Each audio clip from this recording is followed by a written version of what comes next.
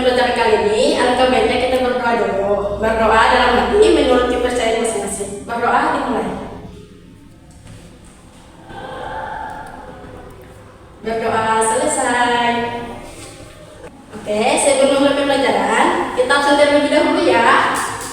Juliana Takenda Were. Hadir, Bu. Adelia. Hadir, Bu. Dima Yunita. Hadir, Ibu. Nah, jadi untuk pembelajaran kali ini kita akan melanjutkan materi yang sebelumnya. Sebelumnya nih ada yang masih ingat nggak materi sebelumnya apa? SPLDV. Nah, apa itu SPLDV? Sistem persamaan linear dua variabel. Nah, pintar. Jadi untuk pembelajaran kali ini kita akan melanjutkan materi yang kemarin, yaitu sistem persamaan linear dua variabel. Nah, kira-kira ada yang masih ingat nggak variabel itu apa? Saya, Bu. Ya, Adelia, silakan. Variabel merupakan simbol atau lambang yang mewakili bilangan atau anggota himpunan semesta yang nilainya belum diketahui. Oke, betul sekali. Jadi variabel itu merupakan simbol atau lambang yang memiliki bilangan atau anggota himpunan yang nilainya belum diketahui. Contohnya, Adelia membeli pensil 2 dengan buku 2 dengan harga 10.000. Nah, yang dinamakan variabel itu yang mana? Yang pensil sama bukunya, Bu.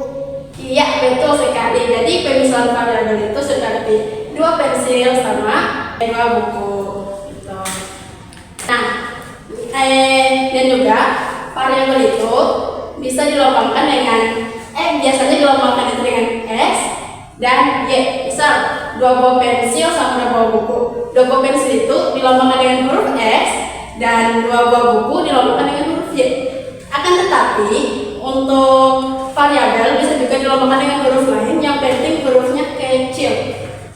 Nah, jadi untuk 2 buah pensil dan 2 buah buku bisa dimodalkan dalam bentuk matematika, yaitu 2X tambah 2Y sama dengan 10.000. Nah, kira-kira dari penjelasan tadi, apakah ada yang mau ditanyakan nggak? Saya, Bu. Jadi misalkan kalau nggak sama X dan Y juga bisa, misalkan kayak 2B tambah 2C gitu, bisa nggak? Bisa. Jadi kan seperti penjelasannya tadi ya, untuk variabelnya itu bisa dilambangkan dengan huruf yang lain seperti A, B, C. Yang penting hurufnya itu huruf kecil, bukan huruf kapital. Ya, Bu, makasih. Ya, ada lagi nggak yang mau bertanya? Udah paham? Udah. Nah, karena udah paham, kita masuk pada permasalahannya.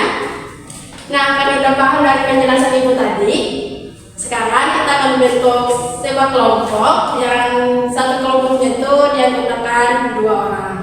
Sebelum melanjutkan untuk pengerjaan LKPD-nya, Ibu akan menjelaskan apa aja yang ada di dalam LKPD ini.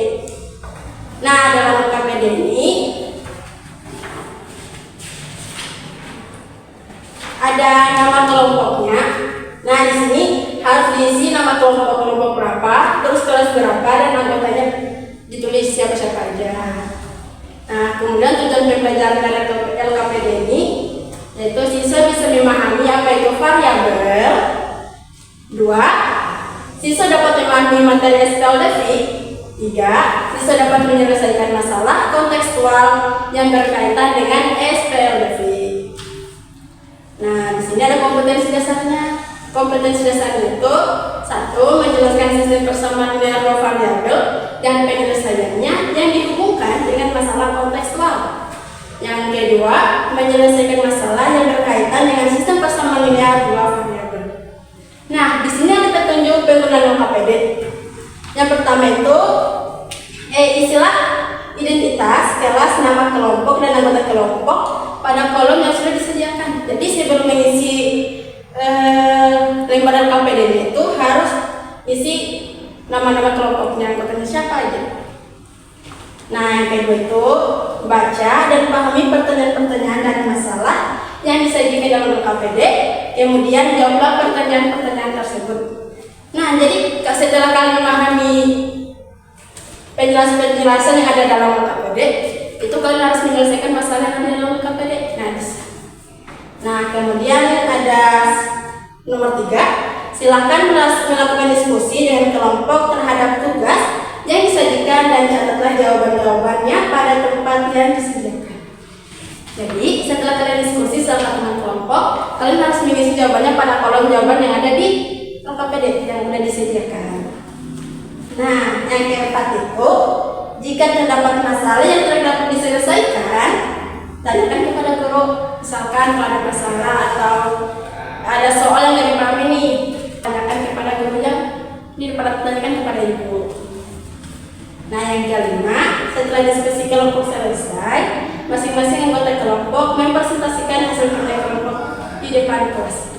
Jadi setelah jawabannya sudah selesai, isi jawabannya sudah beres, langsung presentasikan hasil diskusi. Gimana, paham nggak sama metode KPD-nya? Paham. Nah, sekarang kita mulai untuk pengertian KPD-nya. Nah, untuk KPD-nya ini harus dikerjakan ya. Kalau ada yang nggak dipahami, silahkan ditanyakan.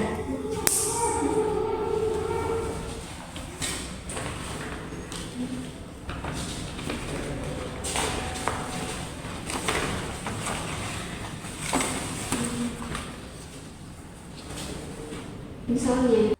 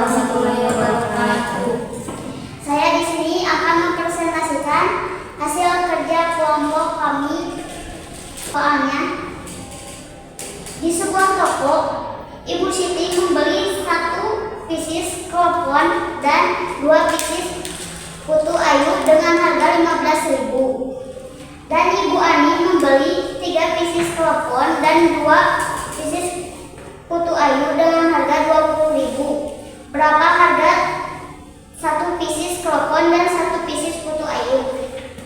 Nah, sebelum menjawabnya, kita pakai pemisalan yang tadi. Misalkan kan Ibu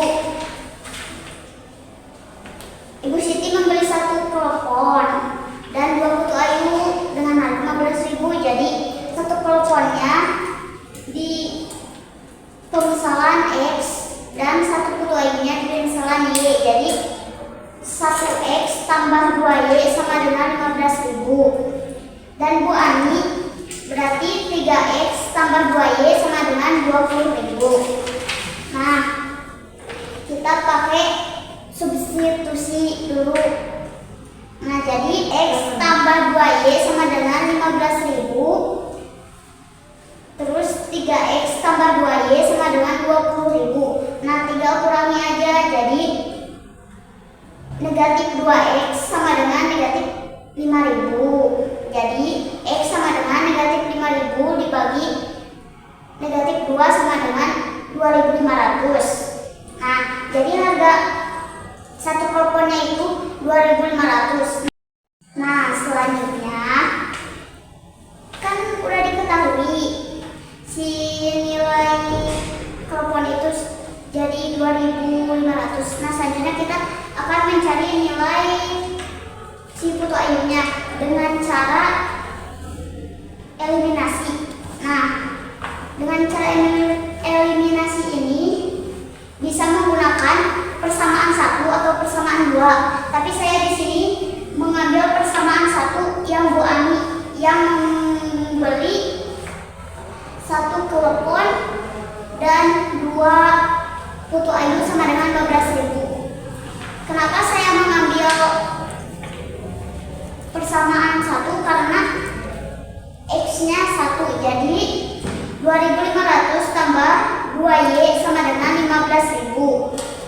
2Y sama dengan 15.000 dikurangi 2.500. 2Y sama dengan 12.500. Y sama dengan 12.500 dibagi 2. Y sama dengan 6.250. Jadi harga 1 putu ayunya itu 6.250. Udah? Ada. Oke, tepuk tangan dulu buat Adel. Mungkin sekian yang dapat saya sampaikan. Kurang lebihnya mohon maaf. Wassalamualaikum warahmatullahi wabarakatuh. Waalaikumsalam. Iya, bagus sekali ya udah ada presentasinya. Nah, karena presentasinya udah selesai, coba kamu mengecek dulu apakah jawabannya udah benar apa belum.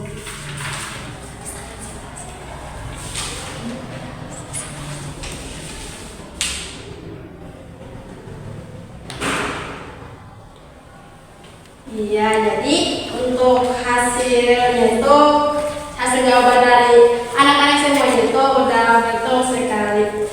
Nah, jadi benar sekali harga dari kleponnya itu 2.500 dan harga dari kue putunya itu 6.250 rupiah. Nah, jadi karena proses pembelajaran kita sudah berakhir, ayo siapa yang menyimpulkan hasil dari pembelajaran kita tadi? Saya, Ibu. Ayo silakan. Baik, di sini saya akan menyimpulkan hasil pembelajaran hari ini. Kesimpulannya yaitu kita harus menentukan variabel dari persamaan dan membuat pemisalan, terus memodelkan ke dalam bentuk matematika, mencari solusi serta menentukan harga per biji dari permasalahan. Terus di sini kita untuk menentukan variabelnya membuat pemisalan terlebih dahulu. Misalnya, telepon dilambangkan dengan variabel X dan bentuk kue putu ayu dilambangkan dengan variabel Y. Nah, untuk variabel itu merupakan simbol atau lambang yang mewakili bilangan atau anggota himpunan yang nilainya belum diketahui. Variabel biasanya dilambangkan dengan huruf kecil. Sekian kesimpulan pembelajaran hari ini. Wassalamualaikum warahmatullahi wabarakatuh. Waalaikumsalam warahmatullahi wabarakatuh. Oke, terima kasih. Tepuk tangan dulu dong buat temannya. Nah, karena pembelajaran kita udah selesai, cukupkan sampai di sini saja. Untuk menutup pembelajaran kali ini ditutup dengan doa lagi. Berdoa menurut kepercayaan keyakinan masing-masing, berdoa dalam hati dimulai.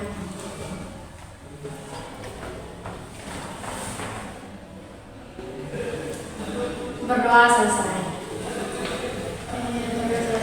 Kalian di rumahnya hati-hati, jangan lupa belajar. Ibu akhiri, wassalamualaikum warahmatullahi wabarakatuh. Waalaikumsalam. Sampai jumpa di pertemuan berikutnya. Sampai jumpa, Ibu.